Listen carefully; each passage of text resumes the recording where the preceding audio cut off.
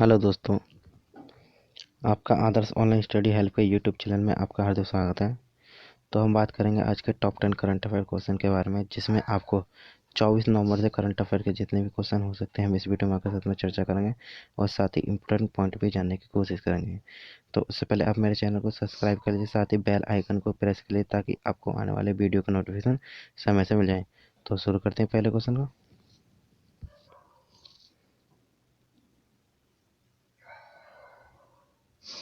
तो पहले क्वेश्चन में कहा कि विश्व दूरदर्शन दिवस विश्व दूरदर्शन दिवस निम्नलिखित में से किस दिन मनाया था?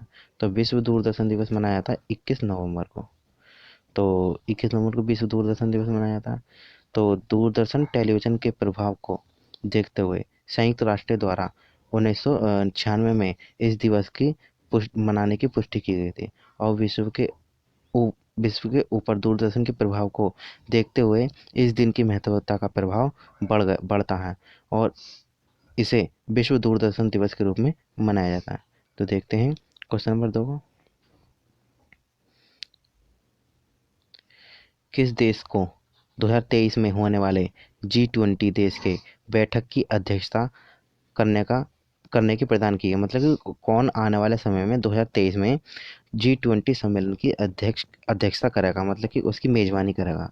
तो यह हमारा भारत देश करेगा 2023 में। तो इसका ए ऑप्शन सही हो जाएगा। साल 2023 में G20 समिट की मेजबानी भारत करेगा। और वर्तमान में किसने की थी? 15वें समिट के आयोजन की अध्यक्षता या मेजबानी किसने की थी? तो वो सऊदी अरब ने की थी। जो सऊदी अरब में की थी, उसके समापन के बाद अगले वर्ष में होने वाले, मतलब अब जो समापन हुआ उसके बाद अगले वर्ष में होने वाले उसकी मेजबानी कौन सा देश करेगा, उसकी भी घोषणा अभी कर दिया है। तो 2021 में कौन इसकी मेजबानी करेगा? इटली करेगा। 2022 में इंडोनेशिया और 2023 में G20 समिट की अध्यक्षता भारत करेगा और 2024 में ब्राजील इस समिट की अध्यक्षता करेगा। तो देखते हैं क्वेश्चन नंबर 3 में। क्वेश्चन नंबर 3 में कहा अरब सागर तथा भारत और सिंगापुर किस देश के बीच सेटमैक्स 20 सैन्य अभ्यास दूसरे संस्करण शुरू किया? मतलब कि अरब सागर में भारत, सिंगापुर और किन देशों के बीच में सेटमैक्स 20 सैन्य अभ्यास का दूसरा संस्करण शुरू किया गया? तो इसका डी ऑप्शन सही हो जाएगा, थाईलैंड। एक्सप्लेनेशन देखते हैं। एक्सप्लेनेशन में कहा गया है कि भारतीय नौसेना और सिंगापुर और थाईलैंड की नौसेना के एक साथ अंडमान सागर में 2 दिवसीय त्रिपक्षीय सेटलमेंट सिटमैक्स 2020 में हिस्सा ले रहे हैं। इस युद्धाभ्यास में हथियार चलाना और सतह युद्ध अभ्यास शामिल हैं और इस युद्धाभ्यास का मकसद तीन मित्र देशों के बीच क्षेत्रीय समुद्र सुरक्षा को मजबूत करने के लिए समन्वय, सहयोग, साझेदारी का विकास करना है। तो देखते हैं क्वेश्चन नंबर 4 को। क्वेश्चन नंबर 4 में कहा है कि राष्ट्रीय कैडर कोर एनसीसी, मतलब एनसीसी की फुल फॉर्म है राष्ट्रीय कैडर कोर, 22 नवंबर को अपना कौन सा स्थापना दिवस मनाया है? तो 22 नवंबर को उसने अपना कौन सा स्थापना दिवस मनाया? तो इसका बी ऑप्शन सही हो जाएगा, 72वां स्थापना दिवस। एक्सप्लेनेशन देखते हैं इसका। राष्ट्रीय कैडर कोर एनसीसी ने 22 नवंबर को अपना 72वां स्थापना दिवस मनाया है और इस स्थापना दिवस उन शहीदों को सलामी करने के लिए मनाया जाता है जिन्होंने समाज के लिए अपने बलिदान दिया है। एनसीसी का गठन राष्ट्रीय कैडर कोर अधिनियम 1949 के तहत में किया गया था और इसका उद्देश्य जान लेते हैं क्या क्या उद्देश्य है। इसका उद्देश्य है कि उच्च स्तरीय माध्यमिक विद्यालय और कॉलेज और विश्वविद्यालयों के युवाओं को सैन्य प्रशिक्षण प्रदान करना। मतलब इसका जो का नाम एनसीसी का उद्देश्य है कि यह जो स्कूलों कॉलेजों में सैन्य की मतलब सेना की प्रशिक्षण प्रदान करना है, सेना का प्रशिक्षण प्रदान करना। तो क्वेश्चन नंबर देखते हैं 6 को 5 को। अमेरिका के नवनिर्वाचित राष्ट्रपति जो बाइडेन ने अपनी पत्नी जिल बाइडेन के लिए निम्नलिखित में से किस भारतीय मूल की महिला को नीति निर्देशक नियुक्त किया? मतलब कि अपनी पत्नी के लिए जिल बाइडेन उनकी पत्नी जो बाइडेन की, तो उनके लिए भारतीय मूल की किस महिला को नीति निर्देशक नियुक्त किया गया। तो इसका सी ऑप्शन से हो जाएगा अडिगा। इसका सी ऑप्शन से होगा अडिगा। तो देखते हैं, माला अडिगा, माला अडिगा, माला। तो इसका पूरा नाम है, इसका पूरा नाम लिखने से रहेगा, इसका पूरा नाम है माला अडिगा। ठीक है। और इसका एक्सप्लेनेशन देखते हैं। अमेरिका के निर्वाचित राष्ट्रपति जो बाइडेन 20 नवंबर 2020 को अमेरिकी माला अडिगा को अपनी पत्नी जिल बाइडेन की पॉलिसी डायरेक्टर नियुक्त किया गया। और इससे पहले माला अडिगा व्हाइट हाउस की वरिष्ठ कर्मचारियों के उप सहायक सचिव रही हैं। तो देखते हैं क्वेश्चन नंबर नेक्स्ट को।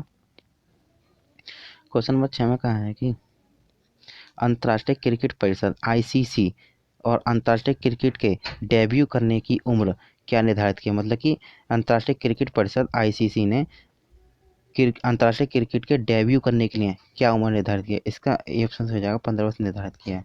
तो इसका एक्सप्लेनेशन देते हैं। क्रिकेट के विश्व स्तर पर खेलने के लिए कम से कम 15 साल उम्र होनी चाहिए। और आईसीसी बोर्ड ने खिलाड़ियों की सुरक्षा को ध्यान में रखते हुए फैसला लिया।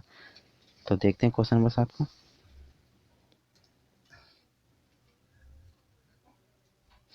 केंद्र सरकार ने किस राज्य में सूक्ष्म सिंचाई परियोजना के लिए 3,971 करोड़ रुपए की ऋण को मंजूरी दिया। मतलब कि केंद्र सरकार ने किस राज्य में सूक्ष्म सिंचाई परियोजना के लिए 3,971 करोड़ रुपए की मंजूरी दी है।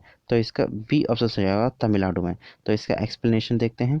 यह तमिलनाडु के लिए स्वीकृत की जा रही सबसे बड़ा ऋण है। मतलब कि तमिलनाडु के लिए स्वीकृत किया गया सबसे बड़ा ऋण है। और जो कि सिंचाई कोष राष्ट्रीय कृषि ग्रामीण विकास बैंक नाबार्ड के भीतर बनाया गया है। और सूक्ष्म सिंचाई कोष का उपयोग केवल सूक्ष्म सिंचाई परियोजना में लागू करने के लिए किया जाता है। तो इसकी तमिलनाडु से बात है। तमिलनाडु के बारे में पॉइंट जान लेते हैं, क्या इंपॉर्टेंट पॉइंट होते हैं। तमिलनाडु की राजधानी चेन्नई। और तमिलनाडु के मुख्यमंत्री हैं एडप्पडी के पलानीस्वामी। और तमिलनाडु के राज्यपाल हैं बनवारीलाल पुरोहित। तो देखते क्वेश्चन नंबर 8 को।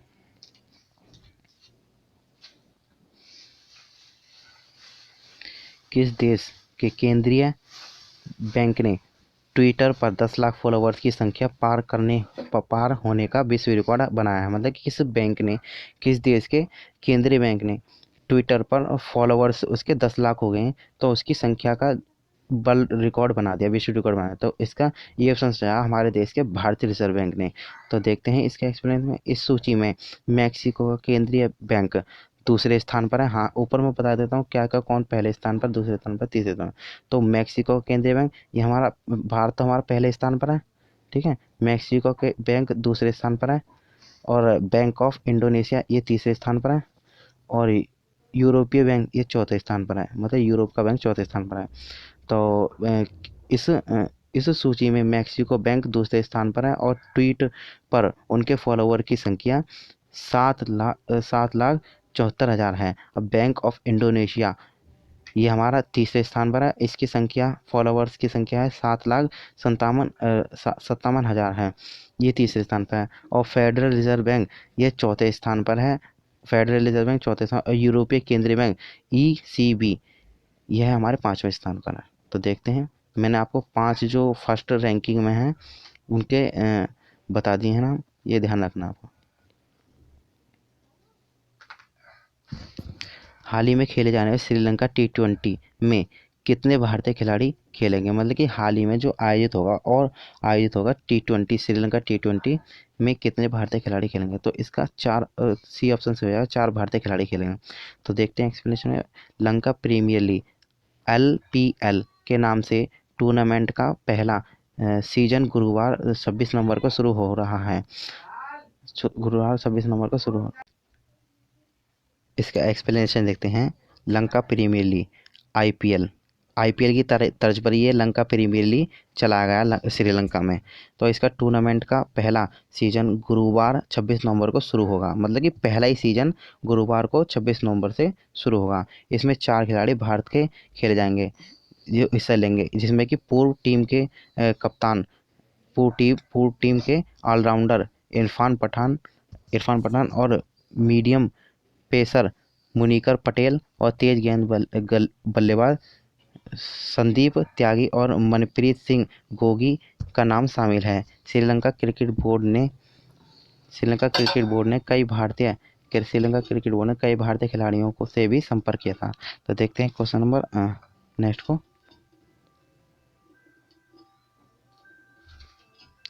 जिनेवा की बाहरी लेखा परीक्षण और एक्सटर्नल ऑडिटर के तौर पर किसे चुना गया। तब देखते हैं जिनेवा के बाहरी लेखा परीक्षण एक्सटर्नल ऑडिटर के तौर पर किसे चुना गया। तो इसका ए ऑप्शन से हो जाएगा गिरिचंद मुर्मू को।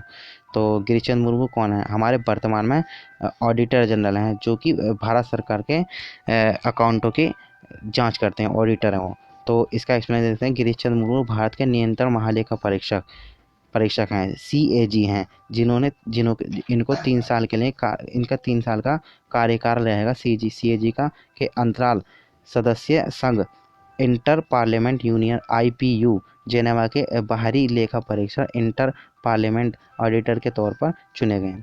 तो देखते हैं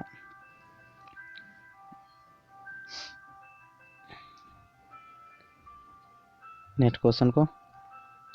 तो जो मैंने आपसे पिछली वीडियो में पूछा था क्वेश्चन, पे आपको मैं उसे ला कर आया हूँ। तो किस राज्य ने कोविड-19 रोगियों के परिवहन के लिए जीवन सेवा ऐप शुरू किया। तो इसका सी ऑप्शन से जाएगा दिल्ली सरकार ने। तो देखते हैं जो मैं आज आपके लिए क्वेश्चन लाया, इसका आपको कमेंट बॉक्स में बताना है। इसके 4 ऑप्शन हैं, चारों में से एक सही है, तो इसका कमेंट बॉक्स में आपको सही बताना है। इसे पढ़कर बताता हूँ क्या क्वेश्चन है। विश्व शौचालय दिवस निम्नलिखित में किस दिन मनाया जाता है। तो इसका सही ऑप्शन कमेंट बॉक्स में आपको बताना। तो वीडियो यहीं लास्ट होगी। जय हिंद, धन्यवाद।